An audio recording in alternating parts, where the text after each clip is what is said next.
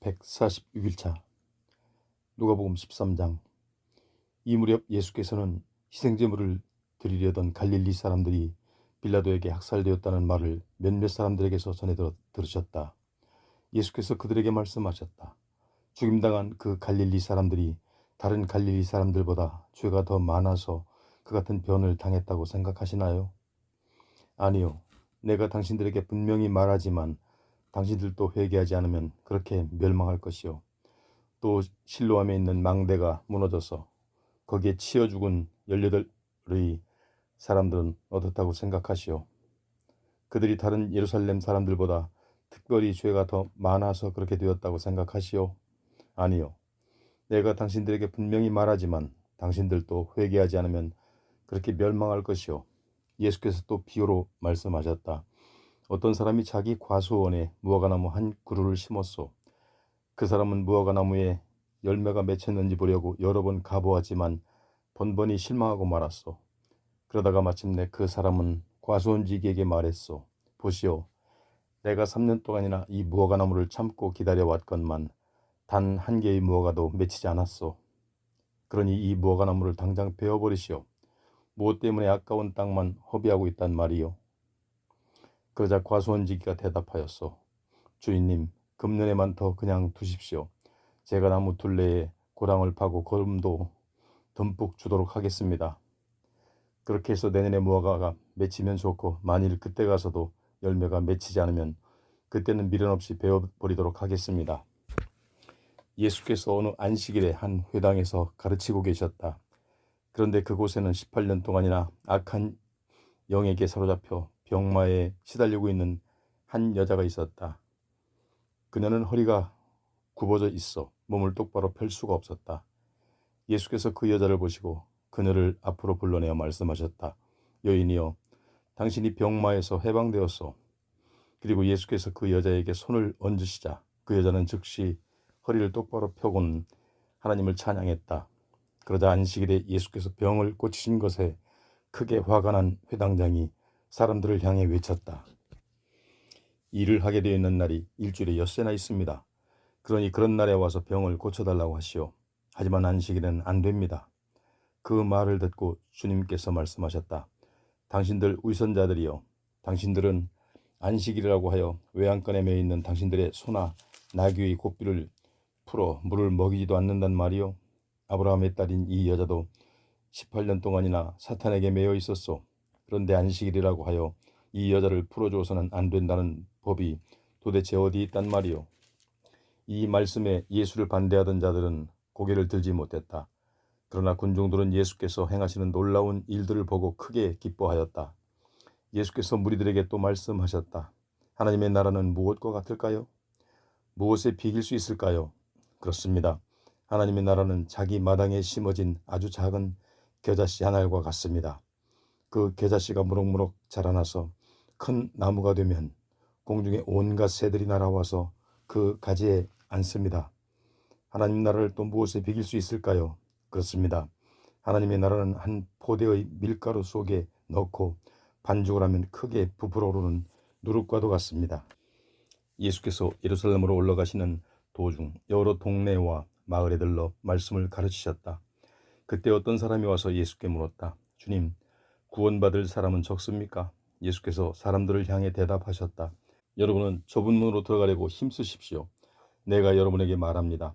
많은 사람들이 그리로 들어가려고 하겠지만 실제로는 들어가지 못할 것입니다. 집주인이 일어나서 문을 닫아버리면 여러분이 밖에 서서 문을 두드리며 애원하기를 주인님, 문을 열어주십시오 할 것입니다. 그러면 주인은 대답할 것입니다. 안 된다. 나는 너희가 어디서 온 자들인지 알지 못한다. 그러면 여러분은 이렇게 말할 것입니다. 우리는 주인님 앞에서 주인님과 함께 먹고 마셨으며 또 주인님은 마을 길거리에서 우리를 가르치지 않으셨습니까? 그때 주인은 여러분에게 대답할 것입니다. 내가 분명히 말하지만 나는 너희를 알지 못한다. 못된 짓만 일삼는 자들아, 내 앞에서 썩 물러가라. 아브라함과 이삭과 야곱 및 모든 예언자들이 하나님의 나라에 들어가 있는데도 정작 여러분은 밖에 쫓겨나 있는 것을 알게 되면 여러분은 가슴을 치고 이를 갈며 슬피 울게 될 것입니다. 그때 사람들이 동서남북의 사방에서 몰려와서 하나님 나라의 잔치 자리에 참석하게 될 것입니다. 내가 진실로 여러분에게 말합니다. 보십시오. 그때 나중된 사람이 먼저 되고 먼저 된 사람이 나중되는 일이 많을 것입니다. 그때 바시세파 사람들이 예수께 와서 말했다. 어서 이곳을 떠나시오. 헤로드 왕이 당신을 죽이려고 단단히 벼르고 있습니다. 예수께서 대답하셨다. 가서 그 여우에게 말하기를 보아라. 오늘과 내일은 내가 귀신들을 내쫓고 사람들을 고칠 것이요. 사흘째 되는 날에 나의 일을 다 마칠 것이요. 그러나 오늘과 내일과 모레는 어떻게든 내가 내 일을 하지 않으면 안 돼요. 예언자가 예루살렘이 아닌 다른 곳으로 세서는 죽을 수가 없기 때문이요. 아, 예루살렘아, 예루살렘아, 너는 예언자들을 죽이고 너를 도우려고 하나님께서 보내신 자들을 돌로 마구 치는구나. 암탉이 제 새끼를 자기 날개 아래 품듯이 내가 몇 번이나 내 자녀들을 품으려고 애썼더냐. 그러나 너희가 절대로 응하지 않는구나. 보라, 장차 너희의 집은 버림받아 황폐해질 것이다. 너희가 주의 이름으로 오시는 이여, 그분은 실로 복되도다 하고 찬송하는 그날이 올 때까지 너희는 다시 나를 보지 못할 것이다. 14장. 어느 안식일에 예수께서 음식을 드시려고 어떤 바리새파 지도자의 집에 들어가시자 사람들이 예수를 주의 깊게 지켜보고 있었다. 마침 그 자리에는 온몸이 붓는 수종병 환자가 와 있었다. 예수께서 바리새파 사람들과 율법 교사들에게 물으셨다. 안식일에 병을 고쳐주는 것이 합당한 것이요? 합당하지 않은 것이요? 하지만 모두들 아무런 대답이 없었다. 예수께서는 그 병자를 붙들고 고쳐주신 후 그를 집으로 돌려보내셨다. 그리고 나서 그들에게 물으셨다. 안식일에 당신들의 아들이나 소가 우물에 빠진다면 당장 거기서 끌어내지 않을 사람이 어디 있겠소? 예수의 이 말씀에 그들은 아무 대답도 하지 못했다. 하루는 예수께서 초대받은 사람들이 저마다 식탁의 윗자리를 골라 잡는 것을 눈여겨보시고서는 이런 비유를 들려주셨다. 결혼잔치에 초대받아 가거든 여러분은 윗자리에 앉지 마십시오. 여러분보다 더 귀한 손님이 초대를 받을지도 모르기 때문입니다. 그렇게 되면 주인은 여러분이 앉은 자리에 와서 이분께서 자리를 내어주시오 하고 말할 것입니다. 그러면 여러분은 무안을 당하면서 구석진 자리로 내려가지 않으면 안 될 것입니다. 그러니 초대를 받거든 여러분이 아예 잔치자리 중 맨 끝자리에 가서 앉으십시오. 그러면 주인이 여러분에게 다가와서 친구여 이리로 올라와서 윗자리에 앉으시오 하고 권할 것입니다. 그렇게 되면 다른 손님들 앞에서 당신이 높임을 받게 될 것입니다. 누구든지 자기 자신을 높이면 낮아질 것이요 자기를 낮추는 사람은 높아질 것입니다. 그러고서 예수께서는 자기를 초대한 집 주인에게 말씀하셨다. 점심이나 저녁 식사에 사람을 초대하려거든 친구들이나 형제들이나 친척들이나 또는 잘 사는 이웃들을 초대하지 마시오. 그들은 당신을 다시 초대하여 되갚을 것이기 때문이요. 잔치를 베풀 때는 오히려 가난한 사람들과 병든 사람들과 절름발이들과 맹인들을 초대하시오. 그리하면 당신은 복을 받을 것이요. 비록 그들은 당신에게 되갚아 주지 못하겠지만 의인들이 부활할 때에 하나님께서 당신에게 되갚아 주실 것이기 때문이요. 이 말씀을 듣고 함께 식탁에 앉아있던 사람들 중 하나가 예수께 말했다. 하나님 나라의 잔치에 참석할 수 있는 사람은 얼마나 행복할까요? 예수께서 그에게 비유로 말씀하셨다. 어떤 사람이 큰 잔치를 준비하고 많은 사람을 초대했어. 시간이 되자 그 사람은 초대한 손님들에게 종을 보내어 모든 준비가 다 끝났으니 어서 오시라고 전하게 했어. 그러나 초대받은 손님들은 한결같이 갈 수 없게 되었다고 핑계를 댔어. 첫 번째 사람은 이렇게 말했어. 내가 방금 밭을 샀는데 거기 가 봐야겠어. 미안하오. 두 번째 사람은 이렇게 말했어. 내가 방금 쟁기를 끄는 소를 5쌍이나 샀는데 그것들을 부려보러 가는 길이오. 미안하오. 세 번째 사람은 이렇게 말했어. 나는 방금 결혼한 몸이라서 도저히 갈 수가 없어. 미안하오. 종이 돌아와서 주인께 사실대로 보고했어. 그러자 주인은 크게 화가 나서 종에게 말했어. 너희는 어서 밖으로 나가서 시내의 거리와 골목골목을 다니면서 가난한 자들과 지체장애 자들과 걷지 못하는 자들과 눈먼 자들을 다 데리고 오너라. 한참 후에 종이 다시 와서 말했어. 주인님, 저희가 주인님이 시키는 대로 다 했습니다만 아직도 빈자리가 남아 있습니다. 그러자 주인이 말하기를 너희는 구석구석 두루 다니면서 사람들을 다 들어오게 해서 내 집안을 가득 채우도록 해라. 내가 진정으로 너희에게 말한다. 처음에 초대받은 사람들 중에는 어느 누구도 내가 준비한 잔치의 음식을 맛볼 사람이 없을 것이다 하였소. 많은 사람들이 예수를 따르면서 길을 가고 있을 때 예수께서 그들을 향해 돌아서서 말씀하셨다. 누구든지 나를 따르고자 하는 사람은 자기 부모나 처자식이나 형제 자매보다 나를 더욱 사랑해야 합니다. 심지어 자기 목숨보다도 더욱 나를 사랑해야 합니다. 그렇지 않으면 누구도 내 제자가 될 수 없습니다. 누구든지 자기 십자가를 지고 나를 따르지 않으면 내 제자가 될 수 없습니다. 여러분 중에 누가 망대를 세우려고 하면 그 사람은 먼저 전체 비용이 얼마나 들 것인지 계산부터 뽑아보지 않겠습니까? 그렇게 하지 않아서 만일 사람이 기초공사만 해놓고 비용이 모자라 망대를 완성하지 못한다면 사람들마다 그를 비웃으며 말하기를 저 사람이 건축을 한답시고 시작만 해놓고는 마무리를 못하는구나 하지 않겠습니까? 또 만일 어떤 왕이 다른 왕과 전쟁을 해야 한다면 1만 명의 자기 병사로 2만 명의 적들을 과연 물리칠 수 있을 것인지 미리 헤아려 보지 않겠습니까? 그렇게 헤아려 보아서 아무래도 이길 수 없을 것 같으면 적군이 아직 먼 거리에 있을 때 화친을 맺기 위해 사절단을 보내야 하지 않겠습니까? 이와 마찬가지입니다. 여러분 가운데서 누구라도 자기가 가진 모든 소유를 다 포기하지 않는 사람은 내 제자가 될 수 없습니다. 소금은 좋은 것입니다. 그러나 만일 소금이 그 짠맛을 잃어버린다면 무엇으로 소금을 다시 짜게 하겠습니까? 짠맛을 잃은 소금은 흙으로도 못 쓰고 거름으로도 쓸모가 없어서 그냥 내다 버릴 수밖에 없습니다. 들을 귀가 있는 자들은 알아들으십시오. 15장.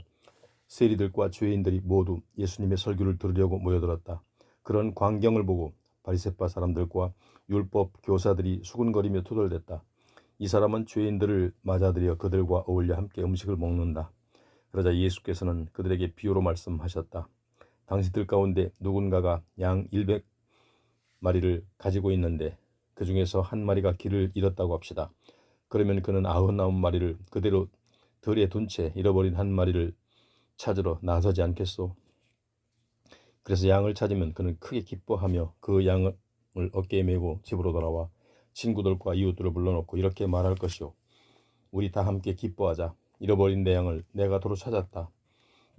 내가 진정으로 당신들에게 말하겠소. 이와 같이 하늘나라에서는 회개할 필요가 없는 의인 99명보다 회개하는 죄인 한 사람을 두고 더욱 기뻐한다오. 또 어떤 여자가 은화 10잎을 가지고 있었는데 그 중에서 하나를 잃어버렸다면 어떻게 하겠소? 등불을 켜들고 온 집안을 쓸며 부지런히 돈을 찾지 않겠소? 그러다가 돈을 찾으면 그 여자는 친구들과 이웃들을 불러놓고 함께 기쁨을 나눌 것이요. 이와 같이 죄인 한 사람이 회개하면 하나님의 천사들이 크게 기뻐한다오.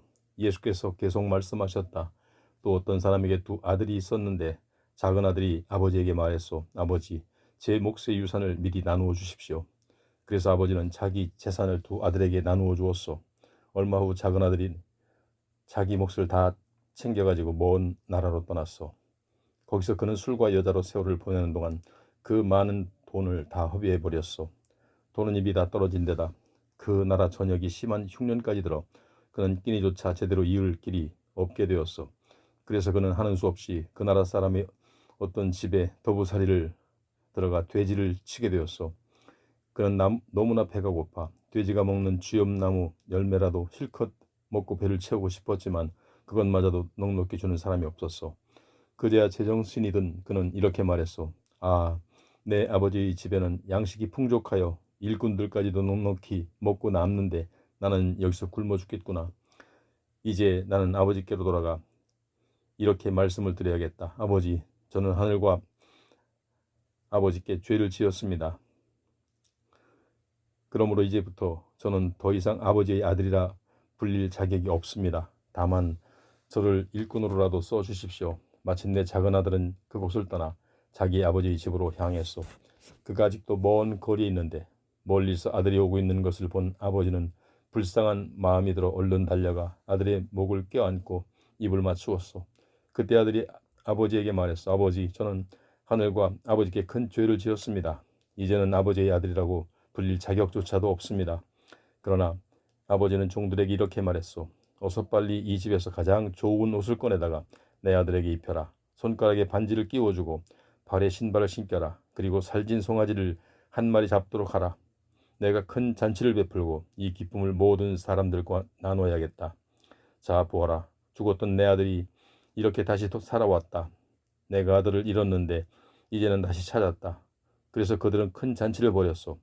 한편 그때 밭에서 일을 끝내고 집으로 돌아오던 큰 아들은 집 가까이 이르렀을 때 자기 집에서 노래하고 춤추는 소리가 흘러나오는 것을 들었소. 그는 종 하나를 불러 자기 집에 무슨 일이 있느냐고 물어보았소. 종이 대답하기를 동생이 집에 들어왔습니다. 그래서 어르신께서 동생이 무사히 돌아온 것을 축하하시고자 송아지를 잡아 큰 잔치를 벌였습니다 하였소. 그 말을 듣고 큰 아들은 화가 나서 집에 들어가려고 하지 않았소. 아버지가 나와서 달랬지만 큰아들은 아버지에게 투덜거렸소. 아버지, 저는 여러 해 동안 아버지를 위해 뼈 빠지게 일했고 아버지의 말씀을 한 번도 거역한 적이 없습니다. 그런데도 아버지는 지금까지 친구들과 함께 즐기라고 저를 위해 염소 새끼 한 마리조차 잡은 일이 없습니다. 그런데 이게 뭡니까? 장녀들에게 아버지의 돈을 다 써버린 아들이 왔다고 그를 위해 송아지를 잡고 큰 잔치를 벌이시다니요. 아버지가 큰아들에게 말하기를 아들아, 너는 항상 나와 함께 있었고 내가 가진 것들을 모두 내 것이 아니더냐. 그러나 생각해보라. 내 동생은 죽었다가 다시 살아왔고 잃었다가 다시 찾았다. 그러니 내가 잔치를 벌여 즐기고 기뻐하는 것이 마땅하지 아니하냐 하였소. 16장. 예수께서 제자들에게 비유로 말씀하셨다. 어떤 부자가 있었는데 그는 자기 집 청지기가 정직하지 못하여 주인의 재산을 낭비한다는 소문을 들었다. 주인이 그 청지기를 불러 말했다. 자네에 대해 나쁜 소문이 들리던데 그게 어찌된 일인가? 빠른 시일 내에 장부를 정리해서 내게 넘겨주게. 더 이상 자네에게는 일을 맡길 수가 없네. 그 청지기는 혼자 중얼거렸다. 주인이 날 쫓아내려 하니 이를 어쩌면 좋단 말인가. 땅을 파자니 힘이 없고 빌어먹자니 창피한 노릇이 아닌가. 옳지. 이렇게 하면 되겠구나. 내가 여기서 떠나더라도 나를 돌보아줄 친구들을 만들어 놓아야겠다. 그래서 그 청지기는 자기 주인에게 빚진 사람들을 하나씩 불러들였다. 그가 첫 번째 사람에게 물었소. 당신은 내 주인에게 얼마나 빚을 줬소? 그 사람이 올리브 기름 100마리입니다. 하고 말하자 청지기가 말했다. 자, 당신이 도장 찍은 빚 문서가 여기 있으니 50마리를 빌렸다고 고쳐 쓰시오. 하고 말하였다. 청지기가 다음 사람에게 물었다. 당신은 내 주인에게 얼마나 빚을 지었소? 그 사람이 밀 100섬입니다. 하고 말하자 청지기가 말했다. 자, 여기 당신의 빚 문서가 있으니 가져다가 80섬이라고 고쳐 쓰시오. 하고 말하였다. 주인은 그 청지기가 이처럼 약삭빠르게 행동하는 것을 보고는 오히려 그를 칭찬하였다. 나중을 대비하여 영리하게 처신했기 때문이다. 이처럼 세상 사람들은 자기들식으로 거래를 하는 데에는 빛의 자녀들보다 더 영리하게 군다. 그러므로 내가 너희에게 말한다. 세상 재물로 친구를 사귀어라. 그래서 그 재물이 다 없어지게 될 때 그 친구들로 하여금 너희를 영원한 집으로 맞아들이게 하라. 즉이 작은 일에 성실한 사람은 큰 일에도 역시 성실하다. 그러나 지극히 작은 일에 정직하지 못한 사람은 큰 일에도 역시 정직하지 못하다. 너희가 세상 재물을 다루는 데에도 성실하지 못하다면 누가 너희에게 하늘의 참된 재물을 믿고 맡기겠느냐? 또 너희가 남의 재산을 다루는 데에도 신실하지 못하다면 누가 너희에게 너희 몫을 떼어주겠느냐? 어느 누구도 두 주인을 동시에 섬길 수 없다. 한 편을 미워하면 다른 편을 사랑하게 될 것이고 한 편을 존중하면 다른 편을 업신여기게 될 것이기 때문이다. 이와 같이 너희는 하나님과 재물을 동시에 주인으로 섬길 수 없다. 이 말씀을 듣고 돈을 좋아하는 바리새파 사람들이 예수를 비웃었다. 예수께서 그들에게 말씀하셨다. 당신들은 사람들의 눈을 의식하여 의로운 체하고 있어. 그러나 하나님께서는 당신들의 깊은 속마음을 다 알고 계신다오. 사람들에게서 높임을 받는 것들이 하나님 눈에는 가증스럽게 여겨진다오.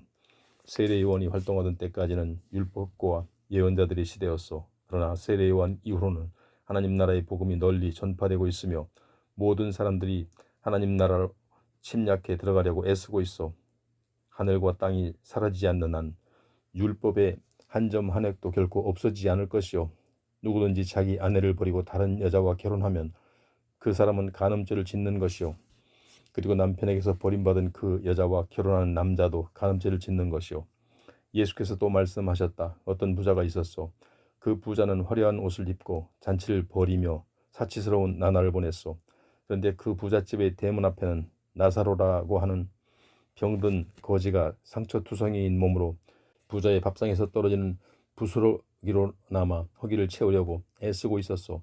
그러나 개들만이 와서 나사로의 헌대를 할 뿐이었소. 때가 되어 거지가 죽자 천사들은 그를 아브라함의 품으로 데리고 갔소. 그 부자도 역시 죽어서 땅에 묻혔소. 그 부자는 지옥에서 극심한 고통에 시달리다가 고개를 들어보니 아득한 먼 곳에 거지 나사로가 아브라함의 품에 안겨 있었소. 그래서 그 부자가 크게 소리쳤소.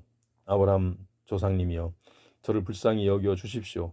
나사로를 이리로 보내어 그 손가락에 물을 찍어 제 혀라도 살짝 적시게 해 주십시오. 타오르는 불덩이 속에서 너무나 괴롭습니다. 그러나 아브라함이 그에게 말했소. 안 된다. 생각해 보아라. 너는 살아있을 때 온갖 좋은 것들을 다 가져보았으나 나사로는 온갖 불행을 다 겪었다. 그래서 지금 나사로는 여기서 위로를 받고 있고 너는 거기서 고통을 받고 있는 것이다. 더구나 우리와 너 사이에는 거대한 구덩이가 가로내어 있어서 여기에서 그리로 건너가고 싶어도 가지 못하고 거기서 이리로 건너오고 싶어도 오지 못한다. 그러자 그 부자가 애원했소.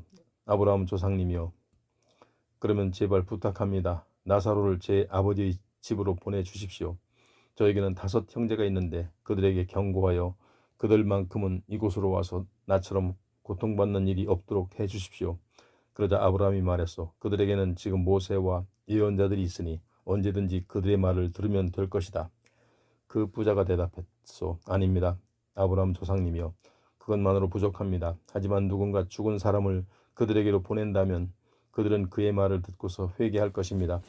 아브라함이 그에게 말하기를, 그렇지 않다. 모세와 예언자들의 말을 듣지 않는 사람이라면 설령 죽었던 사람이 살아서 그들에게 돌아간다 할지라도 그들은 여전히 믿지 않을 것이다 하였소.